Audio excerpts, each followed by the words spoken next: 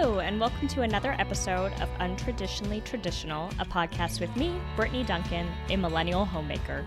Join me each week as I share all the things I've learned that make keeping your home, garden, and life running smoothly, all while working. If you are enjoying the podcast, please be sure to subscribe in your favorite podcasting app so you get the episodes downloaded straight to you every Monday. Now, on to today's episode. Hello, and welcome back to another episode of Untraditionally Traditional, a millennial homemaker, episode 83. Can't believe it. I'm so happy to be back behind the mic after a hiatus. Lord, see, it's been so long, I'm forgetting how to talk. I talked about this on Instagram, but for those of you who are not over there and missed it, let me try to explain the extended break from the podcast. Let's do 3 words.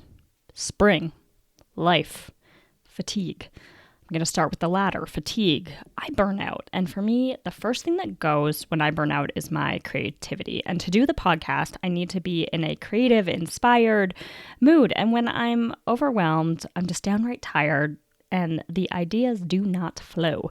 And I go through a whole cycle of feelings when this happens. Anxiety, I need to record a podcast episode. Shame, I haven't recorded a podcast episode.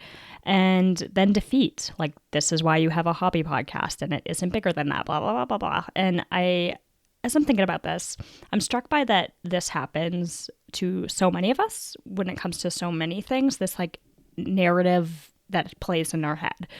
I need to read my Bible. I haven't read my Bible. I'm a bad Christian. I need to spend time with my husband. I haven't been a good wife recently. I'm a bad wife. I need to do something fun with the kids. The kids deserve better. I'm a bad mom, right? Like between work life, personal life, relationships, friendships, projects, that narrative runs deep, at least for me. And it comes up easily and quickly, and I've been thinking about it, and as a society, I think we need to work on cutting ourselves some slack. And for me, I've got to get better about giving myself some grace. So this is me, imperfect but trying, returning to the podcast after an unplanned but needed spring break is what I'm calling it. And I encourage you to think of the breaks in life this way.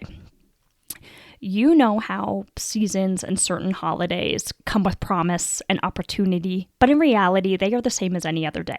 The first of the year is a big one, right? New Year's Day. For so many of us, it feels like the day of the year where we can decide to make changes and set goals. Birthdays can be the same. This year I am going to do XYZ. Mondays, diet starts on Monday, that kind of culture. Like Monday, the start of a week feels like you can, do it that way, first days of the month, on and on. But here's the thing. Those are unwritten and undefined rules.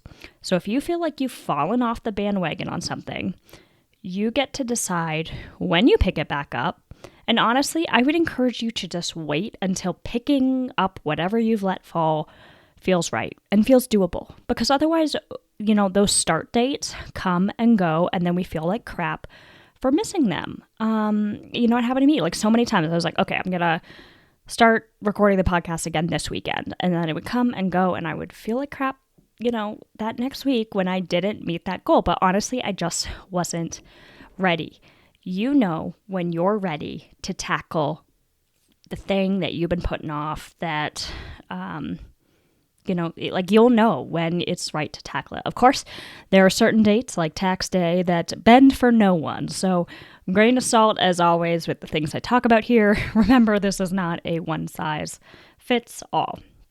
So I thought with this episode, I would simply share what I've been doing, thinking about, learning about since our last time together on, I'm embarrassed to say it, March 25th. No wonder I had to quite literally dust my mic off.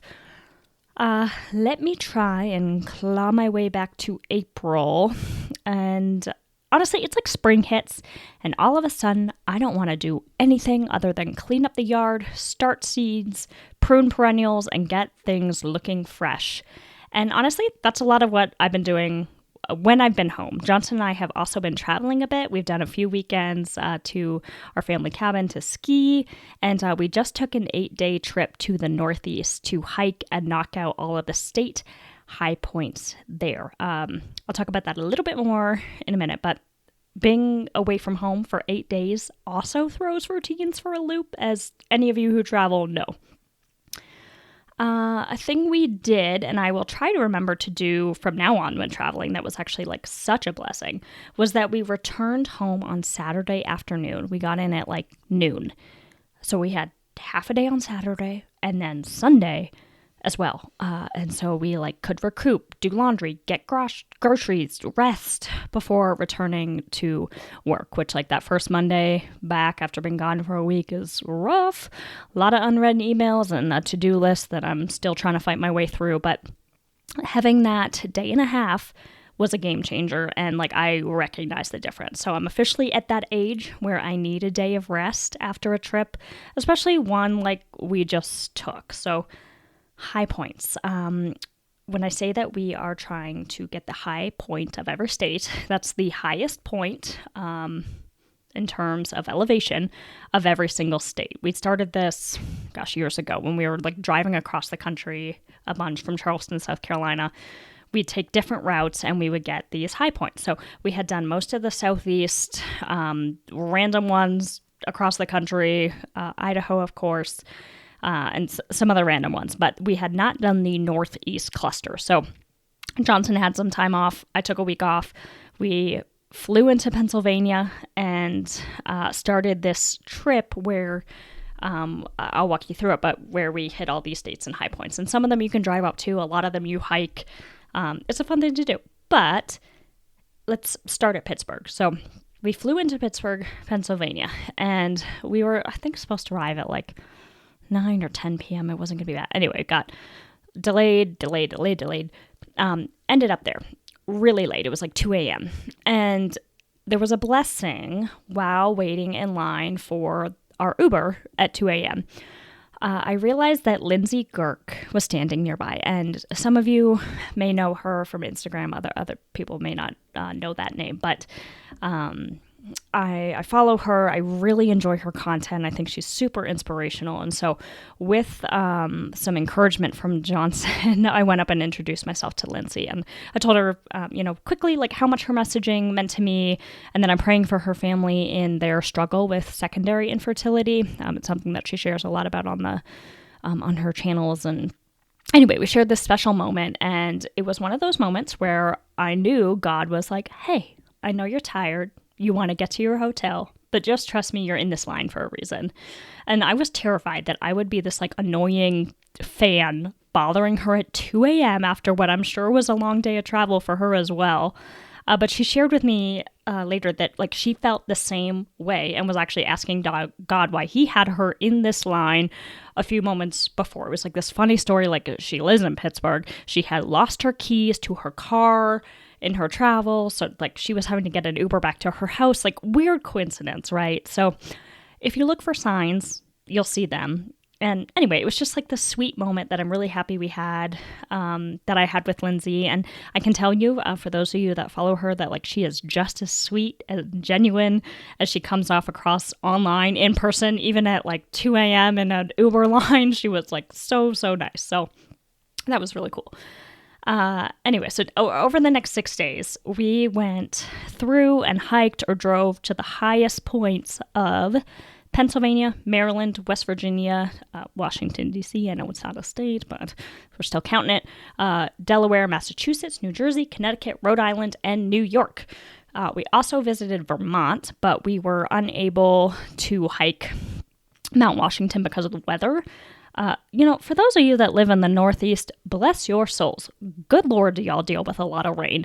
When I tell you that it rained the majority of every day in every state that we visited, I'm not lying, not even in the slightest. I've never been so happy to return to my dry, 0% humidity Idaho.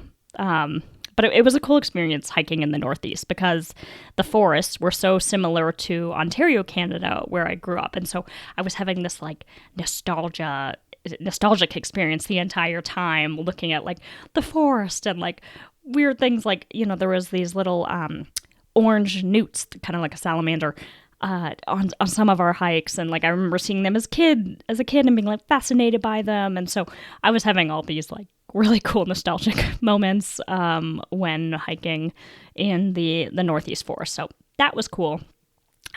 This was not the kind of vacation one takes to relax. It was like a high energy, new place, quite literally every couple of hours. We did a ton of driving, as you can imagine, getting through all those states, mitigating weather, hiking, driving, crashing to go to sleep, waking up, and then like doing it all over again kind of trip.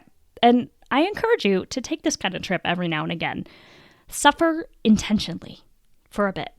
I can tell you that it does wonders for our marriage. Every time we go on a trip like this, Johnson and I end up saying like multiple times throughout the trip that there was no one else that we could do this with or would want to do this with. I think I've mentioned this before, but early in our 7th year of marriage, we had a couple of sessions with a marriage counselor, and I remember him asking us if we got along when we were on vacation together. And like, we kind of looked at each other like, that's a weird question. Like, of course we get along when we're on vacation, away from responsibilities and the daily grind. And his point in the question was that at our base, we are friends. We enjoy being around each other. And he explained that like, the answer to that question is not always yes. He does not always see couples that like get along when they're on vacation. And for like us, it was like, he was saying like, it's a really good thing. Like, you know, it's the everyday stuff that like gets in the way. But now that, now that like when we travel, I see it that, you know, even in these like tough moments of like, oh, we're tired, it's raining, gross weather, we are still like pretty abundantly positive and happy to be with each other, even in these situations. So that's a cool thing to realize. I'll say, just because like I just mentioned marriage counseling, regardless of your year of marriage, I cannot say enough about seeing a marriage counselor and a sex therapist. We've done both, not consistently, but like just for checkups here and there, and I can't say enough about it. Think of these visits as a tune-up for your marriage, a way to optimize things. You don't have to have an issue to see a therapist, but chances are, even if things are great, there's an area they can help you bring to the next level. And that's been our experience, at least. So when you hear me talk about marriage counseling, like that's it. Like we've, that 7-year slump is real, y'all. Like, you've been in it for a while. I'm sure those of you that have been married for 15, 20, 30, 40, 50 years are probably like looking at me laughing, but it is like, I don't know. You hit different, I don't want to say ruts, but just like, things get same old. We get a little nitpicky. I should say I get a little nitpicky. Like, and seeing a marriage counselor can like help put things in perspective. It really did for us. So anywho, we returned from this go trip to Boise, and we left things mostly in order, but there was work to be done upon returning. Like in just a week, the garden beds all had weeds in them that needed to be pulled. The grass needed to be mowed and edged. The chicken coop needed to be cleaned. House dusted, vacuumed, groceries restocked, menu planned for the week, blah, blah, blah. You get the idea. There's no sugarcoating it. When things are off the rails, so to speak, like you just have to go to war with it. Pull up your big girl panties, put on a podcast or some music that gets you pumped to tackle tasks, and just have at it. And I actually love that feeling of just deciding enough is enough and like rage cleaning, for lack of a better phrase. Like this isn't reorganizing, it's not starting a new project, but it's just like getting down and getting back to base. Everything goes back to its correct spot. Things get scrubbed and shined and cleaned. And like at the end of getting like a good sweat from dusting and vacuuming, like you sit on your clean sofa and you just breathe that breath of relief that's like, all is well in the world again. And that's where I'm at. The house is back in order. Yard and garden's back in order. Meals are planned and prepped. And now I'm starting to look at the project to-do list, which is a different kind of energy. Similar, but more focused, because I can clean my house on autopilot. I've done it thousands of times. I know where things go. It's passive. A new project requires actual planning and like calculated execution. So, what are the projects on the upcoming list? 1, painting the chicken coop. We built a new covered run for our hens, and it needs to be painted. We need to sand and stain our back deck and wooden patio furniture. And both of those tasks I would like to get finished by the middle of June before it's too hot. finishing our gear room. Johnson and I started converting our large laundry room. It was like kind of a weird space to store our outdoor gear. My husband is an adventure athlete, and I just try to hang as much as I can. We've got skis galore, climbing gear, fishing gear, camping gear, and on. And after we've talked about it for about 2 years, we have finally started to build out this gear room. I'd say we're like 2/3 finished. I'll share about it when we get the project finished and everything put away, but it's a great indoor project, so we can chip away at it on rainy days, the few that we get, or weekend evenings that we're home, and I think we'll be able to knock it out fairly quickly. Fourth and final is to find wallpaper for our kitchen island and finish that project. We have painted our kitchen cabinets, and we have a section of our island in the kitchen that I want to apply wallpaper to like jazz it up. And honestly, I might swing by this cute wallpaper store that we have here in Boise tonight after work and see if I can find some samples to try out. But this is the last step of our sitting room, dining room, and kitchen makeover. So I'm super excited to cross that project off the list. There are other projects that I could list here, but they are would be nice to do at this point. They haven't been planned or fleshed out, and if there's anything that Johnson and I have learned in our years of home ownership, it's that you have to flesh out a plan before you start. Do not wing it. You'll spend more time and probably more money than if you put pen to paper, research, and define your plan before you start. So these are 4 projects that have been planned, refined, and we just need to start or finish. And with that in mind, I want to share something else that I started doing with y'all. And ladies, this is more of a message to you because it has to do with cycle planning.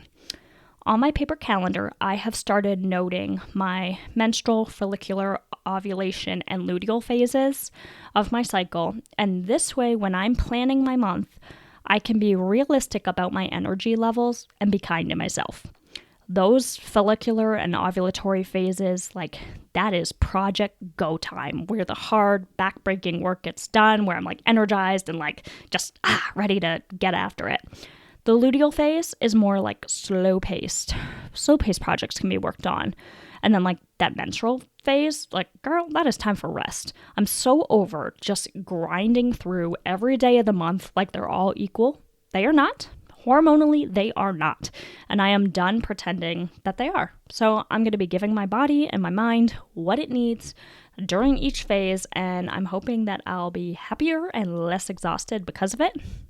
So yeah, that's my quick brain dump about more or less what's been happening in my life, what's on my radar, some new tactics I'm trying out. I'll be recording more episodes for you, so you can expect episodes to return to their regular weekly cadence. A hint of some upcoming topics. We're going to talk about habit stacking for the homemaker, meal planning and prep for busy schedules, stocking your home for clean eating and living, and some other good stuff. All right, until next week, happy homemaking, everybody. Thank you for listening to this episode of Untraditionally Traditional. If you enjoyed the podcast, please share it with those special people who would love it too, and write a review. For more tips and photos of my home and garden, follow Untraditionally Traditional Pod on Instagram. Until next week, let's continue to make our homes places of joy and service to ourselves and those we share them with.